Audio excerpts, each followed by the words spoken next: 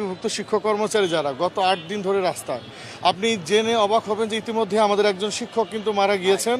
আমাদের অসংখ্য শিক্ষক অসুস্থ হয়েছেন অনশন করে, তারা ঢাকা মেডিকেল সহ আরও বিভিন্ন হসপিটালে তারা কিন্তু অ্যাডমিটেড। তাহলে আজকে কিন্তু যে বিষয়টি স্পষ্টত সেটি হচ্ছে যে পুরো রাষ্ট্রযন্ত্রটা, অর্থাৎ আমাদের এই শিক্ষা উপদেষ্টা এই যে আমলাতান্ত্রিক জটিলতার কারণে তিনি ওয়াদা মতো যেটি বলেছিলেন যে বাজেট স্বল্পতার জন্য আপনাদের 20% মেনে নেওয়া হবে, সেটি দেওয়ার ক্ষেত্রে তিনি যে গড়িমসি করছেন, এতে করে তিনি কিন্তু শিক্ষক কর্মচারীদের মৃত্যুর দিকে ঠেলে দিচ্ছেন আসলেই।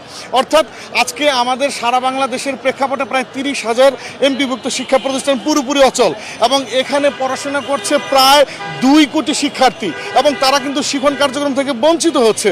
তা আপনাদের যে সারা বাংলাদেশে যে কর্মসূচি কর্মবিরতি সেটা তো এখন পর্যন্ত চলছে, সেই কর্মবিরতি ঠিক কতদিন পর্যন্ত চলতে পারে? দেখুন যে এবার এমপিভুক্ত শিক্ষকদের আসলে দেয়ালে পিঠ থেকে গিয়েছে।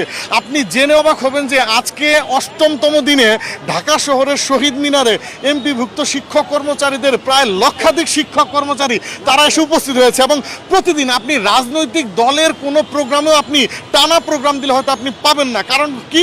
কারণ স্বাধীনতার 54 বছর পর এসেও এমপিভুক্ত শিক্ষকদের জন্য যেভাবে প্রহসনের জায়গাতে নেওয়া হয়েছে সেটি থেকে সেটির ক্ষেত্রে কিন্তু তাদের দেয়ালে আসলে পিঠ থেকে গিয়েছে।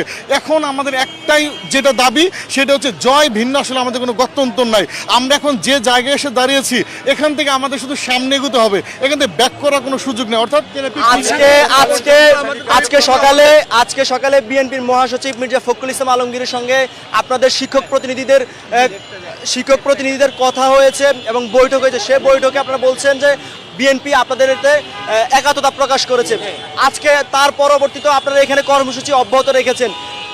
এখানে আসার পরে কি বিএনপির তরফ থেকে আপনাদের সঙ্গে কোনো আলোচনা